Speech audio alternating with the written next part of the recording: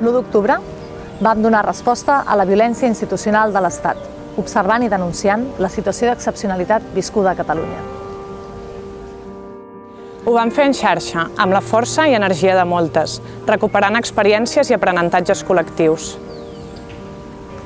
Abordant els efectes que la violència institucional deixa en les persones i la comunitat, amb la voluntat d'entendre, acompanyar i reparar els impactes de la repressió.